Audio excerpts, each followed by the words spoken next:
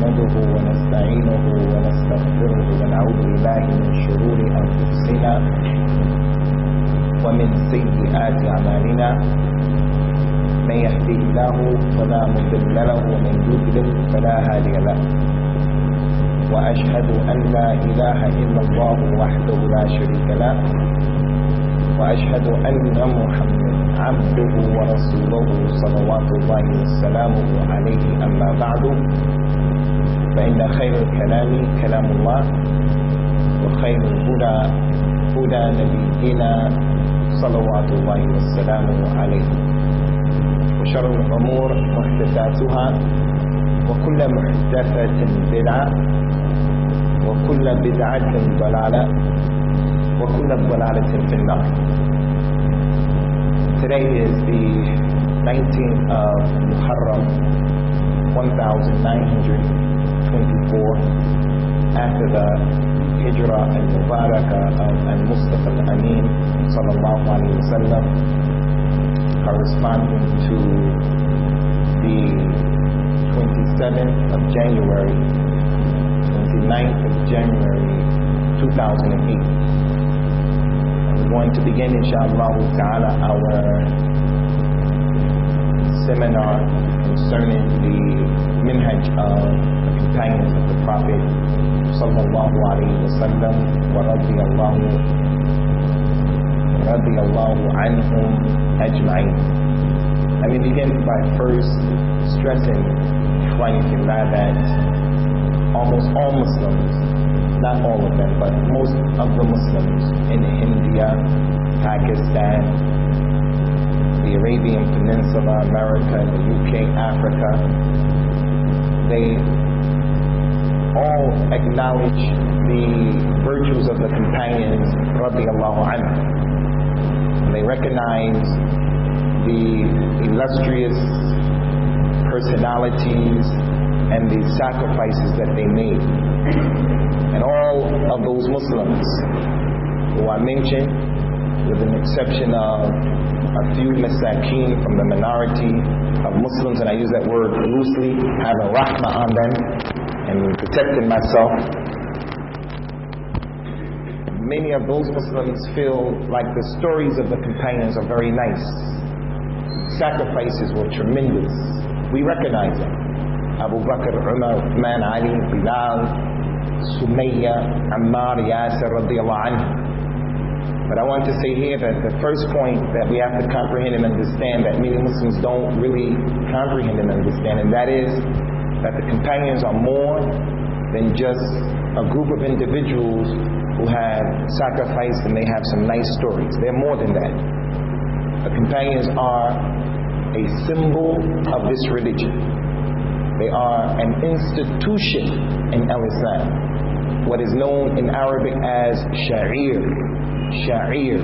and the plural is sha'air, a symbol or an institution. The masjid is an institution. The adhan is an institution. The hijab of the Muslim woman is an institution. They are those things that people know Muslims by. They are symbols of the Muslims. The companions are an institution. They're not just stories. They are an institution. Allah Ta'ala mentioned in the Quran, إِنَّ الصَّفَا وَالْمَرْوَةَ مِنْ شَعَائِرِ اللَّهِ فَمَنْ حَجَّ الْبَيْتَ أَوْ اعْتَمَرَ فَلَا جُنَاحَ عَلَيْهِ أَنْ يَطَّوَّفَ بِهِمَا. Safa and Marwa, two mountains in Mecca. They are from the institutions, the symbols of Allah, of this religion. We know al-Islam based upon al-Safa and Marwa, two symbols. And similar to Safa and Marwa, obviously, is the Kaaba. The Kaaba is an institution. How many of you performed Hajj this year? How many of you performed Hajj in your life, or Umrah? Okay. If you ask any Muslim who went to Mecca, how did you feel when you first saw the Bayt of Allah? He's going to say, I can't describe it. I felt discombobulated. I felt like the earth below my feet was moving. And that's how you're going to feel when you get there. Why? Because all your life, since you were a little child, you saw pictures of the Kaaba, you saw calendars with the Kaaba. You saw programs on TV where they show the Hujjaj and the Mu'tamirin going around the Kaaba, and it's printed in your psyche, in your heart. So when you get there, you feel like, wow, I'm finally here. I don't believe it. First time that I went and I saw the Kaaba, as a new student in Medina, we went with the students of the language program. We were new students, we were studying Arabic. So they took us for free on like 4 buses. And many of us were reverts from America. There was one brother who, when he first saw the Kaaba, he said, Jesus Christ. He didn't mean Jesus Christ like Subhanallah. He wanted to say Subhanallah, but it's something that came off of his tongue. Like the man who said when he found his camel that ran off in the desert and he thought he was going to die and it came back, Allahumma anta abdi wa ana rabbuka akhta'a min shiddati al-fahr. He said, oh Allah, you are my slave and I am your Lord. And he made a mistake from severe happiness, sheer happiness. That brother said Jesus Christ because that's how it impacted him. Because the Kaaba is a symbol, an institution of the deen of Allah Azza wa Jalla. Abdullah ibn Umar radiyallahu anhu was sitting at the Kaaba, watching the Kaaba. The people were going by. And he said to the Kaaba, Ma a'zam hurmatik wa hurmatul mu'min a'zam indallah. How great your sanctity, your sacred, how sacred you are. You are sacred. And the sacred nature of a Muslim is greater to Allah than you. Abdullah ibn Amr ibn al-As, and what was collected by Imam al-Tirmidhi and Nasa'i and other than him, he narrated that Abdullah ibn Amr ibn al-As radiyallahu anhu, he said, لَزَوَادُ الدُّنْيَا أهون على الله من قتل الرجل المسلم. For the dunya to go away, to disappear, everything in the dunya with the Kaaba in it, that is ahwan, lighter, easier on Allah than for a Muslim to be killed unjustly. So that goes to show, Ikhwani, if Safa and Marwa are from the institutions of Al-Islam, the Kaaba is from the institutions of Al-Islam, Zamzam is from the institutions of Al-Islam, the companions radiallahu anhum are greater. The sanctity and the sacred nature of the companions is greater than that, based upon the statement of Abdullah ibn Umar, as well Abdullah ibn Abbas and Abdullah ibn Amr ibn al-As, because although the Prophet didn't say those statements that those 2 companions made, radiallahu anhuma, and this is an important point, whenever a companion says something about the ilm al-ghayb, it gets the hukum of going up to the Messenger of Allah sallallahu alaihi wasallam. So Abdullah ibn Amr ibn al-As said that for a believer, a Muslim, to be killed unjustly, this is greater to Allah than the whole dunya. Where did he get that from? Just ijtihad? He wouldn't make that type of ijtihad on his own. Abdullah ibn Abbas said to the Kaaba, your sacred nature is great, but the believer is greater. So that goes to show, and we're going to talk about this inshallah later on, the position of the companions, that if one of them mentions something in this deen about the ilm al-ghayb, then even though the Prophet didn't say that, you may not find a hadith where the Prophet said sallallahu alaihi wasallam that particular thing, but it gets the ruling of being marfu', going up to the Messenger of Allah sallallahu alaihi wa ala alihi wasallam. So that's the first point that we want to make clear and want to make mention of, that the companions, all of them radiyallahu anhum, they are more than just nice stories, they're more than just naming our children after them, they're more just saying radiyallahu anhum, they are a symbol in the religion of Al-Islam. So most people, Ikhwani, they're going to say, I believe in the Quran and I believe in the Sunnah. Most Muslims, with the exception of a few fuqara, masakin, wretched people. And I use Muslim to describe them with al-wara, for my own protection, and having rahmah, and not making takfir of people who don't deserve to have takfir put on them. So mostly everybody says we believe in the Quran and the Sunnah.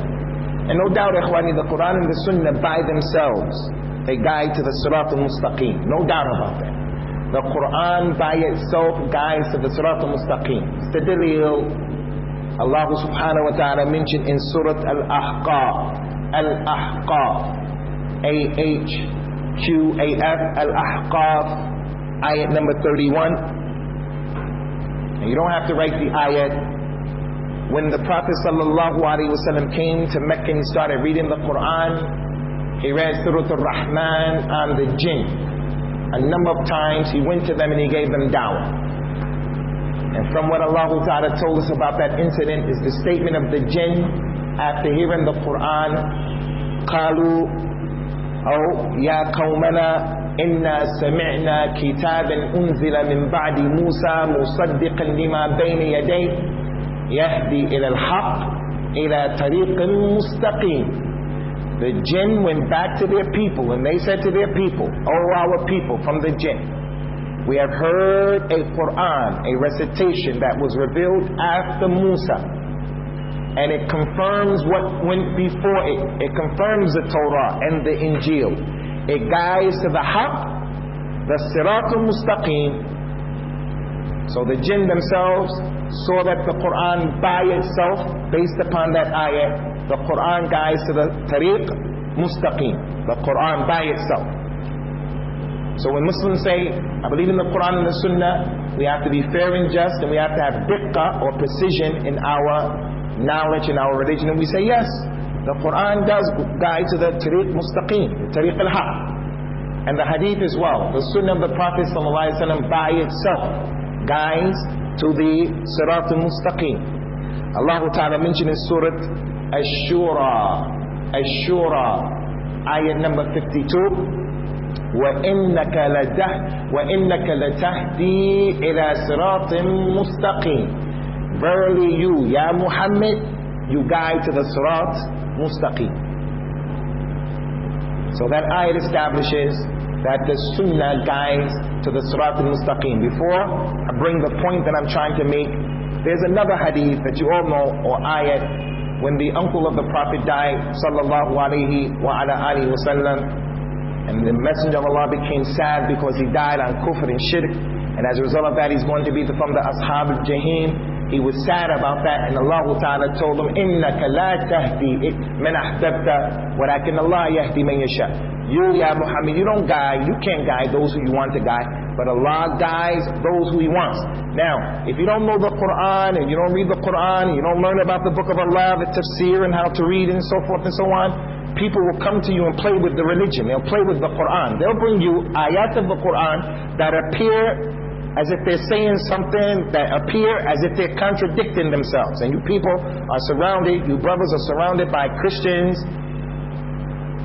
Indian Christians, who, when we refute the Bible, we show them the contradictions, they'll come to you and they'll also say, this ayat in Surah Ash-Shura, ayat 52 said that Muhammad guides to the Sirat al-Mustaqim. And the other ayat says, Ya Muhammad, you don't guide those who you love. So it's a contradiction. One says he guides, one says he doesn't guide. So how do we make the tawfiq between the two, and how do we harmonize between the two? Because there's no contradiction. The first one, verily you guide to the Sirat al-Mustaqim, it means al-irshad. Al-irshad. You do guide to the Sirat al-Mustaqim, meaning al-irshad.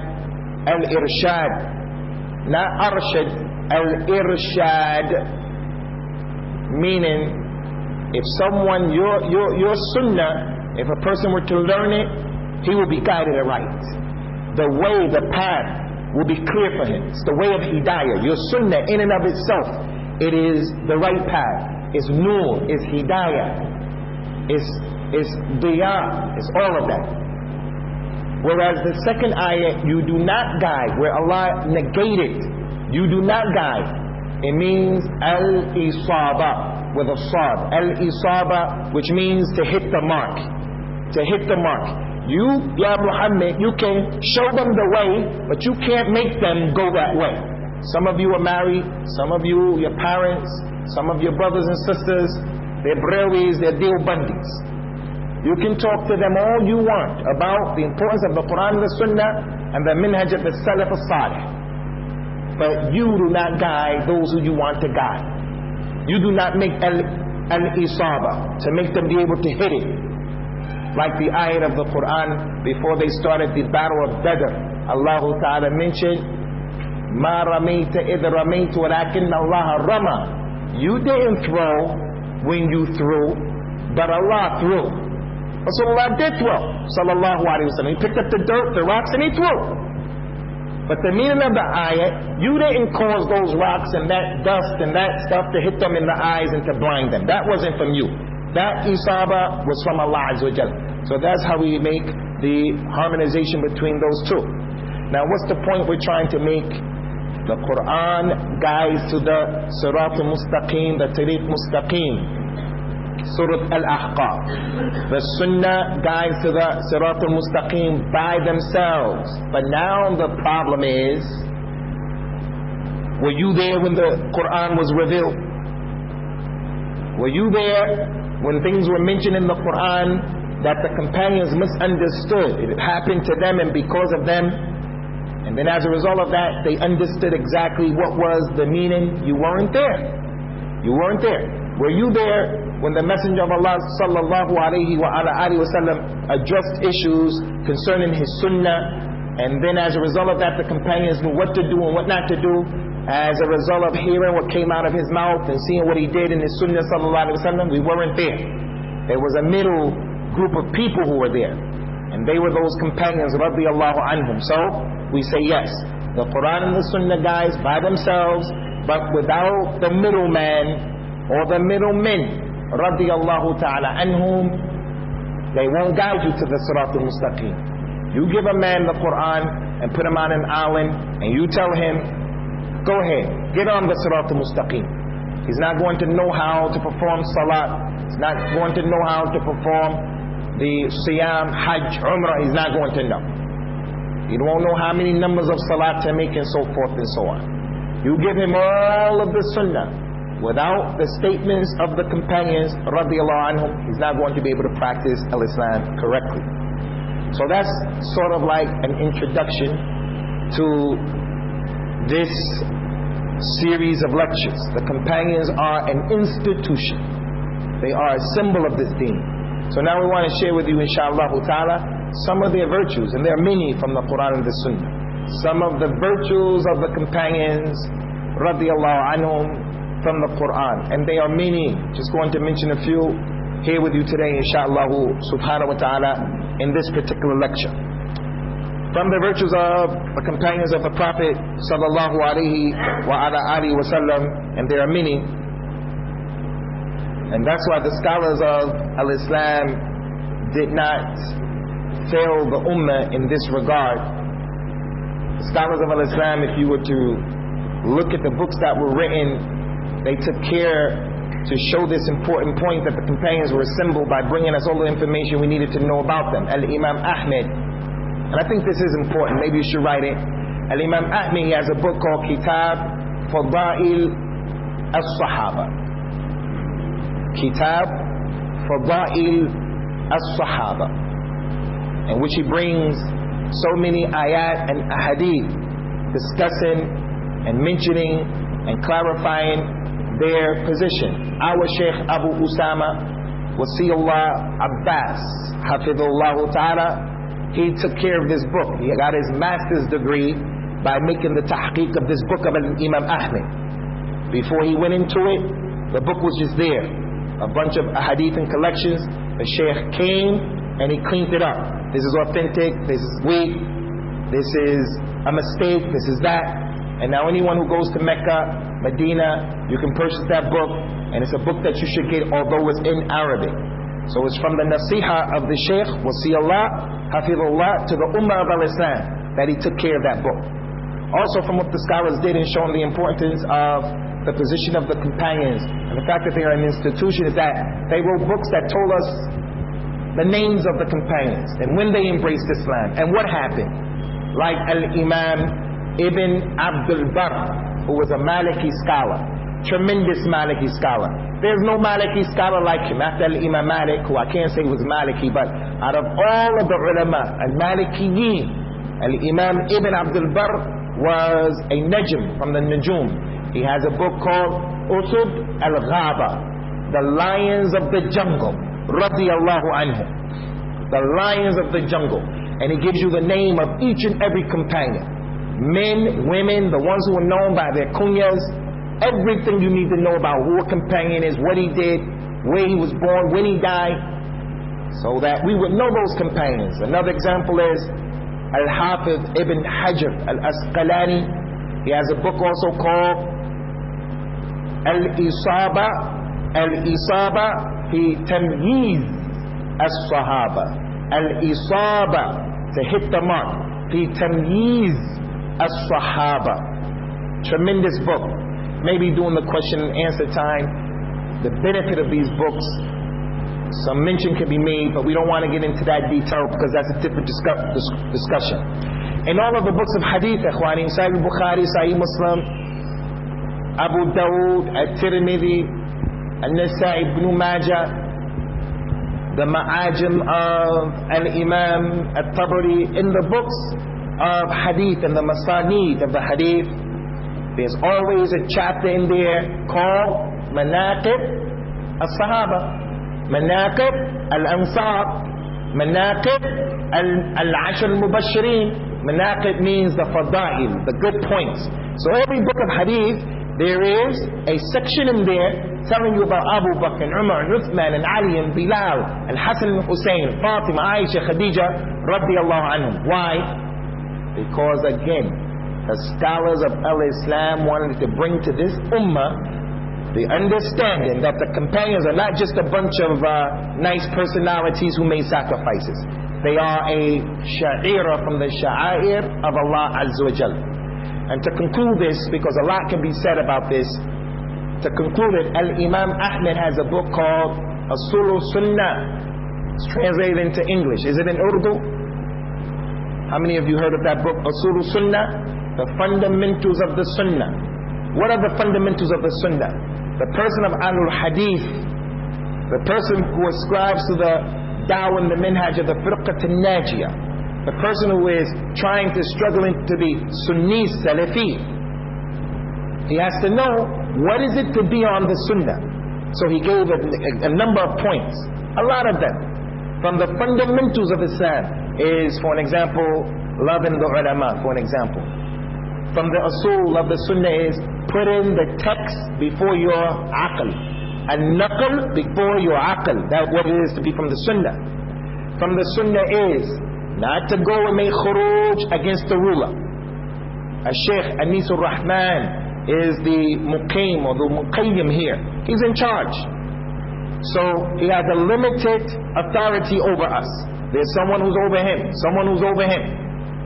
While the Shaykh is here, in charge of this institute and this markaz, it's from the Sunnah to be patient with that which you don't like, and not to stand up and challenge him in public and go behind his back and stab him in the back and spread fitna. If you do that with your leaders, then you're not on the Sunnah. How would you feel, Ya Abdullah, if your wife, you're her Amir, her Imam, you're the Khalifa in your hukum in your house? The Prophet told us, sallallahu alaihi wasallam, every man, he has a sultan. So you shouldn't sit on his sultan, meaning his chair. I go to the brother's house, Abu Huda, Jazahullahu khair. I go to any of your houses, I see there's one special chair. I know I can't sit in the chair of the Khalifa unless he puts me there. So how would you feel? Your wife has a problem with you. You may not pray. You may watch Bollywood movies, something she doesn't like. So today, 5 of us, 6 of us, 10 of us, we go to your house for dinner. And while we're having dinner, she comes by the door and she says, Ya Ikhwan, my husband, he watches Bollywood movies and he does this and he does this. Give him nasiha. We're going to be the first ones to say, Ya bint, ittaqillah. That's not the way you give nasiha to the one in authority. That's haram. That's fitna. That's against the sunnah. The Prophet told us, sallallahu alaihi wasallam, man arada an yansaha li dhi sultan falyakhudhu biyadihi walyakhlu bihi إن قبل فبه ونعمة وإن رفض فقد أدى ما كان عليه. If any of you wants to give advice to someone in position of authority, take him by his hand and go and seclude yourself with him and tell him. If he accepts it, it's a ni'mah. If he rejects it, you did what your job was to do. As for getting up with the sayf, with the kalam, so that's from the asul of the sunnah. There are many. What did Al-Imam Ahmed say the very first aslu from the sunnah was? The very first one in his book, Asul Sunnah, he said, Rahimahullahu ta'ala, Asul Sunnah indana التمسك بما كان عليه أصحاب رسول الله صلى الله عليه وسلم والاقتداء بهم. The very first thing, the fundamentals of the sunnah to us, Ahl Sunnah, is being upon what the companions of the Messenger of Allah were upon and following them, and iqtida. And then after that he went through the other issues. So it goes to show again, and I want to make this the second point. After the first point, the companions were and are an institution and a symbol. The second point is the scholars brought this to our attention in these books that they wrote to show you the importance of it. Now the third point is, let's discuss some of their virtues from the Quran and from the Sunnah. First of all, Ikhwani, we start with the statement of Allah Ta'ala, Ihdina Siratul Mustaqim. Guide us to the way of the Sirat that is Mustaqim. We read this ayat every single day, at least 17 times a day if you're only praying 5 prayers. Every single day. The Prophet describes Surah Al-Fatiha sallallahu alaihi wasallam as the greatest surah of the Quran. It's the greatest surah of the Quran. As-Sab'ul Muthani wal-Quran al-Azim alladhi utitu. It is the 7 oft repeated verses, because we say it all the time, and the great Quran that I've been given sallallahu alaihi wasallam. And in there is our dua, because Surah Al-Fatiha is all dua. It's a dua, the whole thing, and that's why at the end we say Ameen. In there, guide us to the Sirat al-Mustaqim. You have different interpretations from the ulama tafsir. What is the Sirat al-Mustaqim? Some of them said that Sirat al-Mustaqim is Al-Islam, Al-Ikhlas, Al-Iman, Al-Quran. All of that is the Sirat al-Mustaqim. All of that. And there's no conflict. There's no contradiction in that. And some of them said that the Sirat al-Mustaqim is as Al-Imam Muhammad ibn Jarir al-Tabari. You should write his name down. Ibn Jarir al-Tabari, or Al-Imam al-Tabari. Ibn Jarir al-Tabari. He died in the year 310. Al-Imam Muhammad ibn Jarir al-Tabari has the greatest tafsir in the dunya. It's the greatest tafsir in the dunya, wallahu alam. And that's because every verse he gives the tafsir of it with a chain of narration. Haddathani his shaykh, قال حدثني his shaykh, قال أخبرني his shaykh, قال Abu Huraira كذا وكذا وكذا.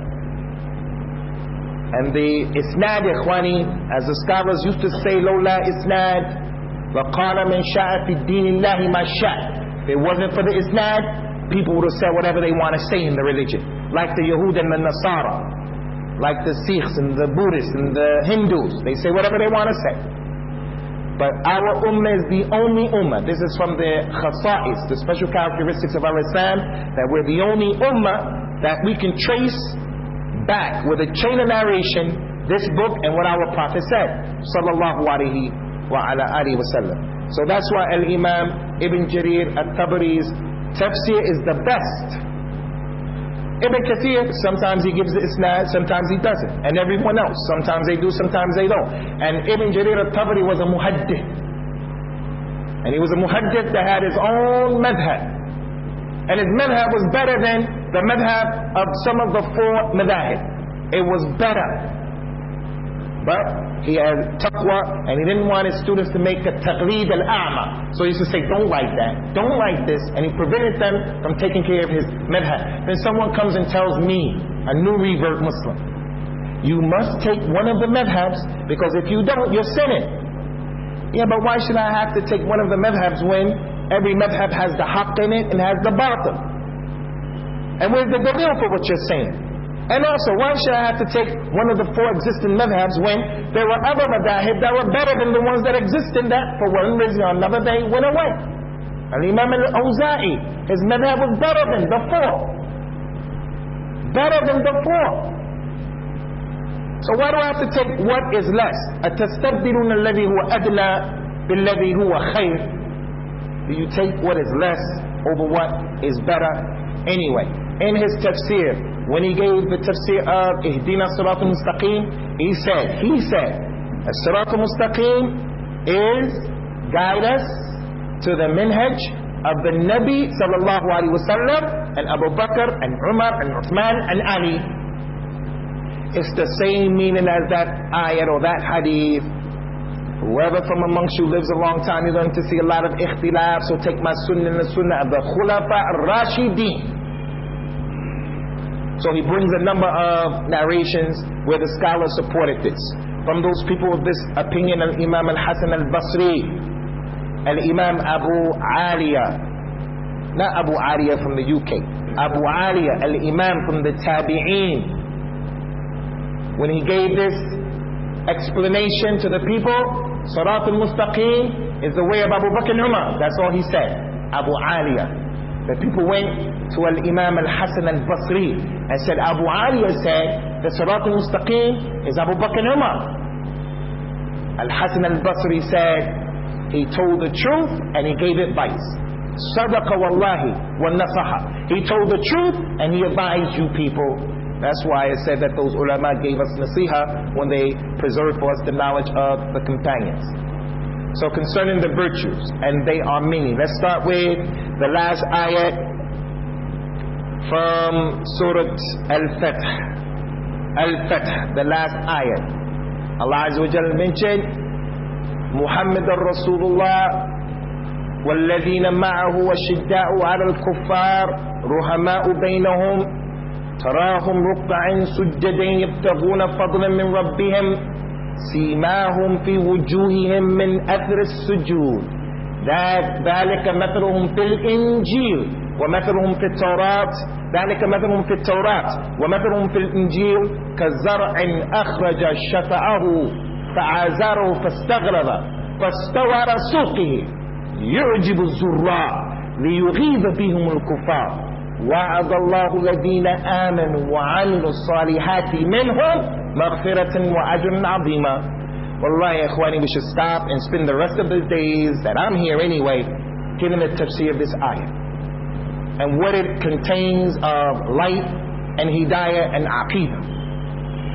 Muhammad is the messenger of Allah sallallahu alaihi wasallam, and those who are with him are ashidda against the kuffar. They're rough and tough against the kuffar who deserve it. Don't be like some of the ahmaq people in the UK who take this ayat, and we're going to talk about this in our last session, how people change the meaning of the ayat of the Quran and how the companions, their minhaj was to stop people from doing that. They take this ayat, Muhammad and those who are with him were rough against the kuffar, so I'm going to plant a bomb and blow up the children in the school because they're kuffar and their parents are kuffar. When I went to Bangalore yesterday, I met a brother who was giving dawah in Maldives. He's from Maldives. He came and he was telling me about the situation where they have 4 or 5 du'at who graduated from Medina, Al-Qura. They have PhDs. But then there's some shabab who are just mutahabbisoon, and they are making takfir of people and killing people. And as a result of their actions and behavior, the government has stopped the dawah for the last few months. Do they go and sit with those PhD holders, those ulama, those tulabul ilm al-aqwiya to learn about the deen and the interpretation from the people of knowledge? No. They're people of ghulu. So I have to make it clear that they were rough and tough against the kuffar who deserved it. And they are ruhama between themselves. You will find them making ruku' and making sajda, searching for the pleasure of their Lord. on their faces are the marks of a sujood. Some scholars said that mark is what some of you have on your head. Some scholars said that is one of the signs. But the majority of the ulama said that the mark of sujood on their faces was the nur that entered into their hearts. And it came out on their faces after being mushrikeen, after burying their daughters, after drinking khamr, after being people made zina, after being people who didn't take care of the trust, and so forth and so on. When they were the people of the Tawheed, the nur of the Tawheed shone on their faces. Allah went on to say, that is their similitude in the Torah. Now we're going to stop here because we have to. Allah revealed in the Torah of Musa a description of the companions, radiyallahu anhum, and the companions had not been created yet. So that goes to show, number one, we have to believe in the qadr, because before the companions even came, Allah told Ahlul Kitab who were walking around about the description of a group of people who didn't even come yet, but Allah knew that they were coming. So it's a proof of al-iman bil-qadr. And it also goes to show, ikhwani, their virtues. Someone put your hand up. I asked you how many people make umrah, how many people make hajj. How many of you people are mentioned in the Torah? Who from amongst you is mentioned in the Torah? Where did Allah mention one of you in the Torah? Not a single one of us. The companions were mentioned, radiyallahu anhum. The Prophet was described, sallallahu alayhi wa sallam. And that's why Allah said about Ahlul Kitab in so many ayahs of the Quran, يَعْرِفُونَهُ كَمَا يَعْرِفُونَ أَبْنَاءُهُ. They know him, sallallahu alayhi wa sallam, just the way they know their sons. They look at his son and they know his son. The son get in trouble, you know when your son is lying and when your daughter's telling the truth, because you know him. The Ahlul Kitab knew the Prophet just like they knew their own children, because his details were in the Quran along with his companions.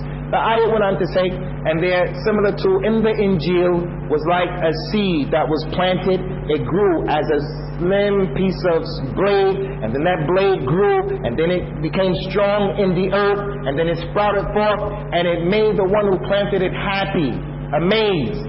And Allah used them to be against the kuffar. And then he ended the ayah by saying, Allah has promised those who believe and do righteous deeds from amongst them, radiyallahu anhum, maghfirah and ajr azim.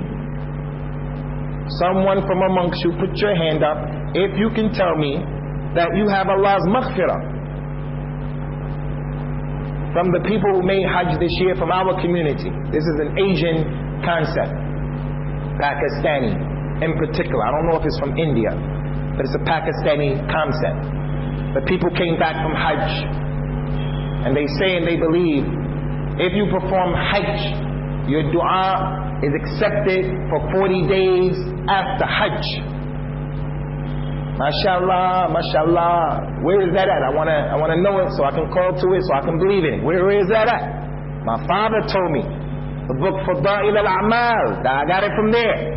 I got that from some, I don't know the hadith, but that's what they tell me. So we say to them, listen, before you talk about and believe that your dua is accepted 40 days after hajj, just prove to me where your dua during hajj is accepted. Show me where your dua during hajj is accepted. Show me where your hajj is accepted. You don't even know if your hajj is accepted. Whereas that lady who committed zina from the companions, radiyallahu anhum, and she was stoned to death, she has the maghfirah of Allah and an ajr azim. And that companion that urinated in the masjid, he has the maghfirah of Allah and an ajr azim. Someone from amongst this ummah tell me, no. From the usul of the sunnah is, we don't say anyone is in Jannah without dalil, and we don't say anyone is in the hellfire without dalil. We say anyone who dies saying La ilaha illallah, he's under the mashi'a of Allah. In sha'a ghafara lahu, wa in sha'a adkhalahu ad-nar. Khwani, we love al-Imam al-Bukhari. Is that Imam al-Bukhari in Jannah? Allahu a'lam. Allahu a'lam. Al-Imam al-Bukhari, Muslim, Ahmed, are they in Jannah? Allahu a'lam. There's no dalil for that. Whereas with the companions, we say, based on this ayat, Allah has forgiven them and prepared for them a tremendous reward. So that's the first dalil, and there are many. Second dalil, ikhwani, second dalil is the statement of Allah subhanahu wa ta'ala in Surah An-Nisa 115. An-Nisa 115, and we ask Allah ta'ala to give islah to our nisa and the nisa of the Muslimin. Allah mentioned in the ayah, وَمَنْ يُشَاقِقِ الرَّسُولِ مِنْ بَعْدِ مَا تَبَيَّنَ لَهُ الْهُدَى وَيَتَّبِعْ غَيْرَ سَبِيلِ الْمُؤْمِنِينَ نُوَلِّهِ مَا تَوَلَّى وَنُصْلِهِ جَهَنَّمَ وَسَاءَتْ مَصِيرًا. Anyone who opposes the Messenger sallallahu alaihi wasallam, he opposes the Sunnah. Anyone who opposes him after the knowledge comes to him. Pay attention, ikhwani. This is one of the dalils you should know and you should use to see and to understand that if a person is ignorant about something, he didn't know and he did a mistake as a result of not knowing, a jahl is an udhr. He opposes the Messenger after the knowledge comes to him. The hujjah was established on him. And the hujjah means you explained it in a good way and he comprehended it. Not you going to pray in your shoes in the big masjid of the Ahnaf and then they all get upset with you and you tell them the hadith and expect them to understand and believe in that.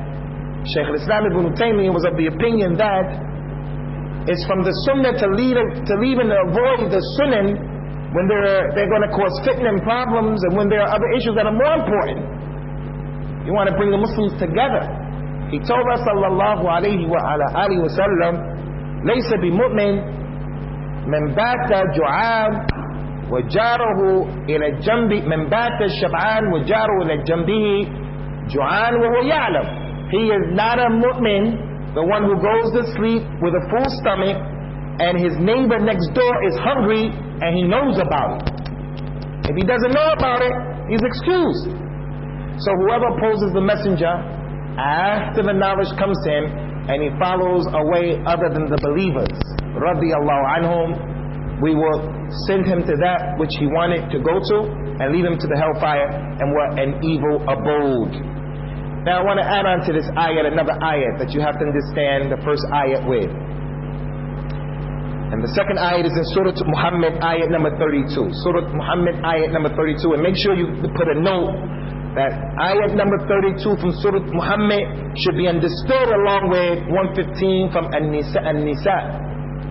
They have to be together.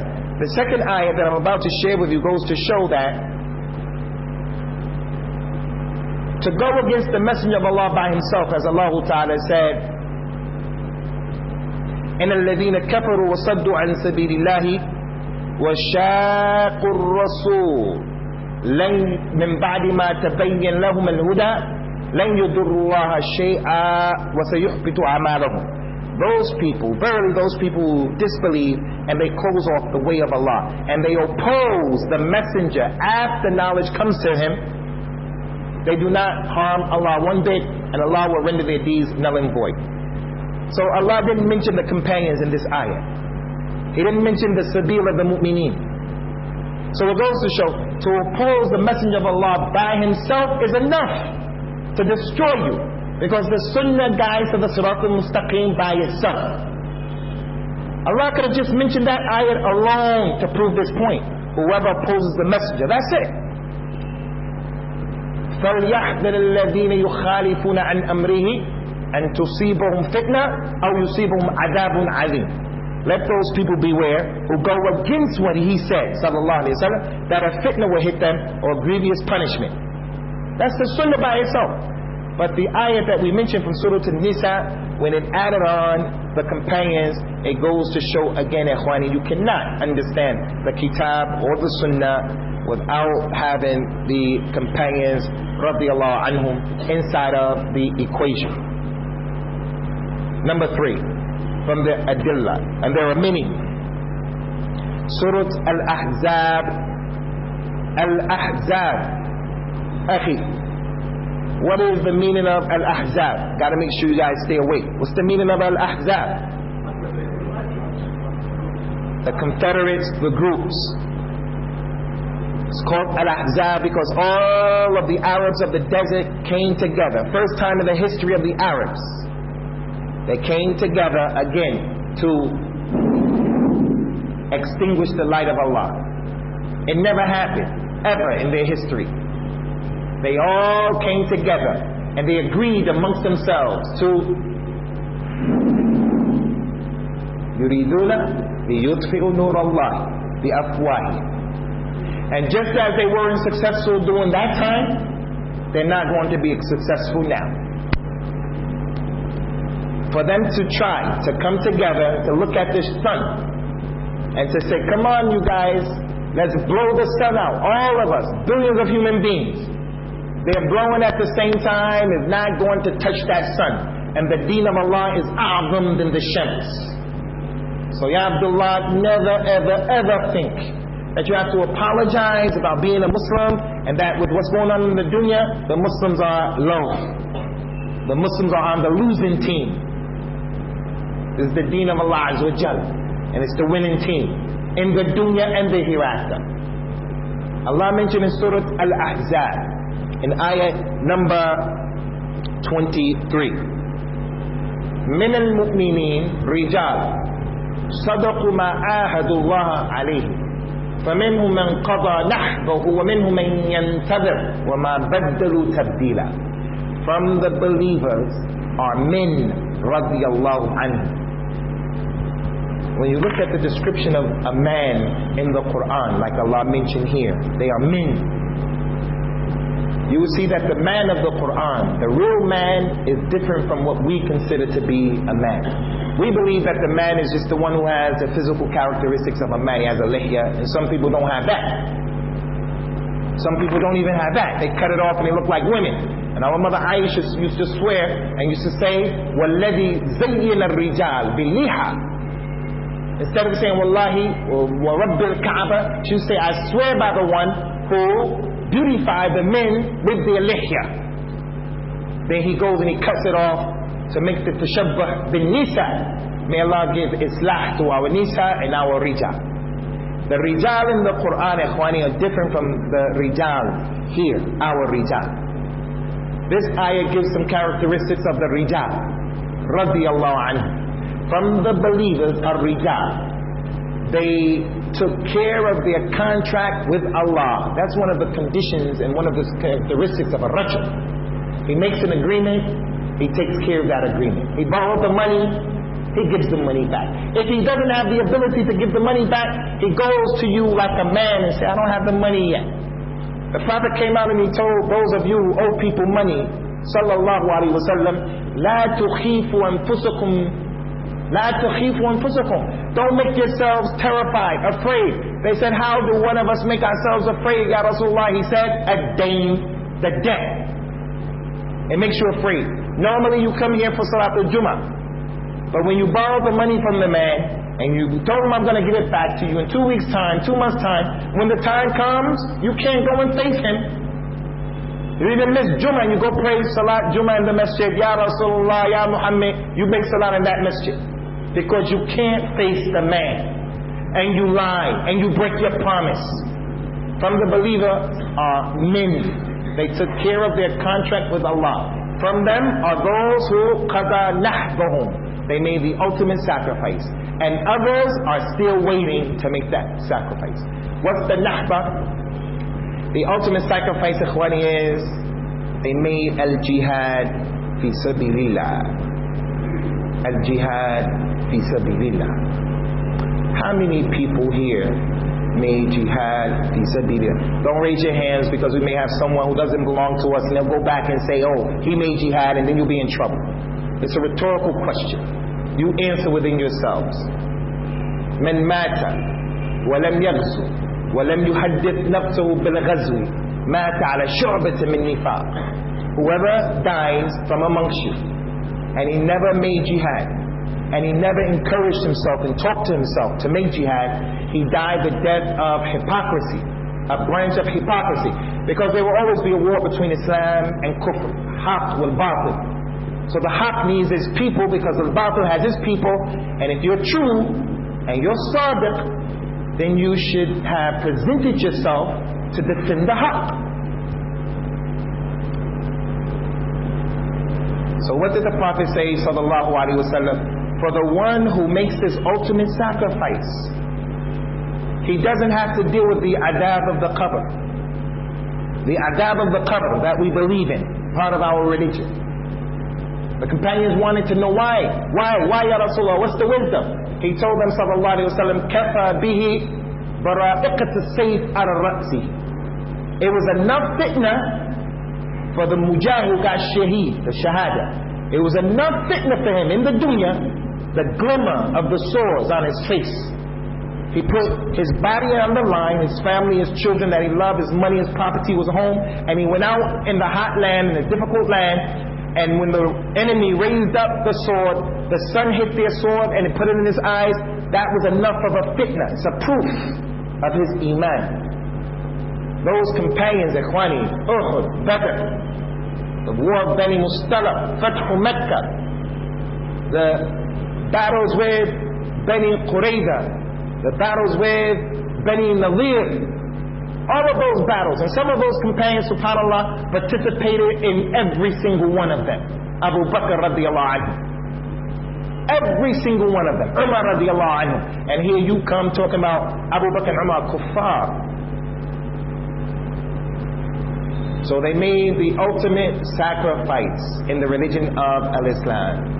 إن الله اشترى من المؤمنين أنفسهم وأموالهم بأن لهم الجنة يقاتلون في سبيله فيقتلون ويقتلون وعدا عليه حق في التوراة والإنجيل والفرقان. This ayah, Ikhwani, goes to show the virtues of the companions. And I tell you, brothers, right here, right now, because of Allah, and then because of them, you are here right now in this class with names like Abdullah and Ahmed and whatever your Islamic names happen to be. Because of their sacrifices and what they did for this religion at a critical time, because from the hikmah of Allah, had Allah, Ikhwani, chose us to be the ones to take this religion forth the way we are right now. I see more people in this class right now than I saw at Salatul Fajr. Allah told you to come and make Fajr in the masjid. I know some of you have excuse, you came from far away. But those of you who live close to this masjid or this markaz or another masjid, he's just telling us, get up in the morning and come to the masjid. And we say, no. Now what do you think? If it was told that you have to go out and travel 3, him, and you have to walk a distance from here to Bangalore, and 3 of you share 1 horse. You walk 100 kilometers, you 100, and between you is 1 day, 2 days, 3 days. He sucks some of it, he give it to him, he sucks some of it, he sucks, and it keeps going until it's finished. And then the one who gets the seed keeps it in his mouth and he keeps sucking the seed until he swallows the seed. And then you have the nerve and the audacity to come and say Abu Bakr and Umar kuffar.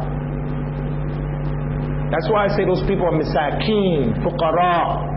Allah didn't want from them khair at this particular time. That ayah from Surah Al-Ahzab shows the virtues of the Sahabat al-Kiram radiyallahu anhum ajma'in. Next ayah, Ikhwani, and there are many, and we're almost finished inshallah with this session, and there are many. The next ayah is the statement of Allah Ta'ala in Surah At-Tawbah. Allah Ta'ala mentioned والسابقون الأولون من المهاجرين والأنصار والذين اتبعوهم بإحسان رضي الله عنهم ورضوا عنه وأعد لهم جنات تجري تحتها الأنهار خالدين فيها أبدا ذلك الفوز العظيم. The Sabiqun al-Awwalun, the first Muslims, the vanguard of al-Islam, from the Muhajirin and the Ansar, and those who followed them with ihsan. Whether it's from the Tabi'een, the Atba' al-Tabi'een, or Ahmed, Bilal, Sharifa, Amatullah, Khadija, who's living today, if they followed them in ihsan, Allah will be pleased with them. He's pleased with those awwaleen, as-sabiqeen from the Muhajirin and the Ansar, and they are pleased with Allah. And He has prepared for them Jannat, not a Jannah, Jannat. One of the reasons that they get Jannat and not one Jannah, some of us will just get one Jannah, inshallah, maybe two, maybe three, but they will get Jannat. Number one, because they're companions, and this ayat said it. And number two, because they made jihad, and they made the ultimate sacrifice. إِنَّ اللَّهَ أَعَدَّ الْمُجَاهِدِينَ فِي سَبِيلِهِ مِئَةَ الجنة ما بين كل الجنتين كما بين السماوات والأرض. Allah has prepared for the mujahideen in His cause 100 jannat. He'll get 100 jannat. The distance between one jannah and the next one is like the distance of the heavens and the earth. This earth to the next sama, and it's way out there, past Pluto and all of that. Past that. They don't even know where it ends right now. And then add on to that 100. That's the companions, radiyallahu anhu. And anyone who follows them with ihsan and tawheed on their minhaj, loving them, honoring them, defending them, being upon what they're upon, then inshallah, if you fulfill that condition, radiyallahu anka kadhalik. But you never know what you're going to die upon, and you never know what Allah Ta'ala has in store for you and written for you. The last ayat that I wanted to mention, Ikhwani, and I have to mention, I wasn't going to mention it, but I do want to mention it, showing the virtues of the Ansar and the Muhajirin. The last ayat is in Surah Al-Hashr. Al-Hashr, the end of Surah Al-Hashr. Allah Ta'ala said, لِلْفُقَرَاءِ الْمُهَاجِرِينَ الَّذِينَ أُخْرِجُوا مِنْ دِيَارِهِمْ وَأَمْوَالِهِمْ يَبْتَغُونَ فَضْلًا مِنْ رَبِّهِمْ وَرِضْوَانًا وَيَنْصُرُونَ اللَّهَ وَرَسُولَهُ أُولَئِكَ هُمُ الصَّادِقُونَ وَالَّذِينَ تَبَوَّءُوا الدَّارَ وَالْإِيمَانَ مِنْ بَعْدِهِمْ أَوْ مِنْ قَبْلِهِمْ يُحِبُّونَ مَنْ هَاجَرَ إِلَيْهِمْ وَلَا يَجِدُونَ فِي صُدُورِهِمْ حَاجَةً مِمَّا أُوتُوا وَيُؤْثِرُونَ عَلَى أَنفُسِهِمْ لَوْ كَانَ بِهِمْ خَصَاصَةٌ وَمَنْ يُوقَ شُحَّ نَفْسِهِ فَأُولَئِكَ هُمُ الْمُفْلِحُونَ. Allah talked about the Muhajirin in another ayah in Surah Al-Hashr, and then the next ayah He talked about the Ansar. He said, for the Fuqara al-Muhajirina, who were expelled from their homes in Mecca, they were kicked out, they had to leave their property, their money. They just gathered what they can get and they left. Some of them couldn't do that. Poor people just left. They went searching for Allah's pleasure and Allah's forgiveness, and they assisted Allah and His Messenger. These are the ones who are the Sadiqeen. Sadiqun. They are truthful. And you're coming and you're saying they're liars, they're kuffar. That's kufr. That's takdeeb of the book of Allah. He said, Tabarak wa ta'ala, they're sadiqun for what they did, and you said that they're kuffar, kazzabun. You're kazzab, miskeen, fakir, wretched. And then He described the Ansar. And those who were in the Dar, meaning Al-Madinah, they lived in Al-Madinah, and they embraced Islam before them, before the Muhajirin, because some of the Ansar came to Mecca and they embraced Islam at the Bay'atul Aqaba, and they gave Rasulullah the Bay'ah sallallahu alaihi wasallam. They told him, if you ever leave, come to us, we'll protect you. And they embraced Islam. They made efforts, left Medina, came to Mecca, embraced Islam, and went back when some of the other people were still fighting him. Some of the Muslims even, Abu Sufyan, his son Muawiyah, Ikrimah, his other son, radiyallahu anhum, they were still fighting against him. So in the second ayat Allah said, and those people from the Dar, Al-Madinah, they loved those who came to them making hijrah. And they didn't have anything in their hearts against them. And the fact that Allah favored them over them, Quraysh are over the Ansar. Quraysh are over the Ansar.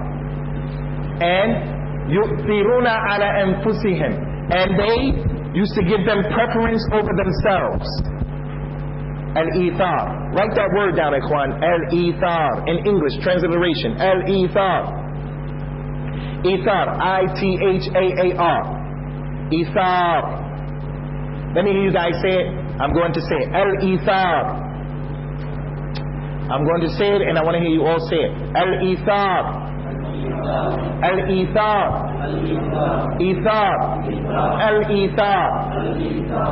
You have to learn this word and put it now in your Arabic vocabulary. Al-Ithar means bal tu'thiruna ad-dunya ala al-akhirah, to give preference to something over something else. Al-Ithar, to give preference, to allow the elder to drink the water first, to allow your father to, you want to marry this girl, your mother and your father want that girl, you can live with it. To choose her, although your heart was on this, that's ithar, giving their preference, giving them preference over you. It's a high level of al-Islam. You don't have to do that, but it's a high level of al-Islam. So the Ansar used to do ithar, although they were made better than them in the religion. What's the ithar? Abdurrahman ibn Auf was from Mecca, and the people from Al-Medina. Rasulullah would make you two brothers, he would make you two brothers, he would make you two brothers. He would never allow these two to be brothers. Two Meccans, two Medinas. You two, you two. And if one of them died, he would inherit from the other one. Abdurrahman ibn Auf, Mecca, was made to be the brother of the other man. The man said, I have two wives, and I have this much money. I'll give you half of my money. I mean, I can't imagine that. Just imagine your money, how much you have. I don't know, some of you must have 50,000 pounds worth of rupees hidden under your pillow at home. Some of you have a lot of money. Can you imagine taking half of what you own, your car, everything, your property, selling it, and giving someone who the religion made your brother, and you give him half? And Allah made him better than you already. He's an Arab. Here's my wife, I have two. You can choose one and I'll divorce the one. Not, well, this one, she doesn't cook well, so you can have her. This one, she has a lot of kalam, you can have her. He said, you choose the one and I'll divorce her. I can't imagine it. I can't imagine it. It's something you read in books, a story. But this is how they were, ikhwani. And what was the position of Abdurrahman ibn Auf? He said, Barakallahu laka fi malik wa fi ahlik. He didn't want to take welfare. He knew that the hand that was uppermost is better than the hand lower. He didn't want to be on the welfare of no one. Just show me where the marketplace is. I'm going to go there and make my own money. So Allah said, and they give preference over them. And whoever is saved from being stingy, shuh, then they are the muflihun. So they are the sadiqun and they are the muflihun. We're going to bring this session to a close, inshallah. And I want to end it by simply saying in the statement that we began with, Ihdina Siratul Mustaqim, that we make dua every day. Guide us to the way of Abu Bakr, Umar, Uthman, Ali radiallahu anhu. Guide us to Islam, to the Quran, to Al-Iman, to Al-Ikhlas. Guide us to the Tariqat al-Salaf. Guide us to Al-Sawab, Al-Hidayah. All of that is true. Part of that is also in Surah An-Nisa. وَمَن يُطِعِ اللَّهَ وَالرَّسُولَ فأولئك مع الذين أنعم الله عليهم من النبيين صلى الله عليه وسلم والصديقين أبو بكر رضي الله عنه والشهداء عمر عثمان علي والصالحين وحسن أولئك رفيقا. صالحون من هم؟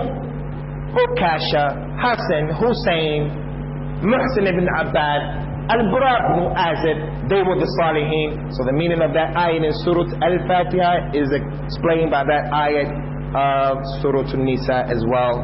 And Allah is A'la and A'lam. Wa sallallahu wa sallam ala nabiyyina wa ala alihi wa ashabi ajma'in.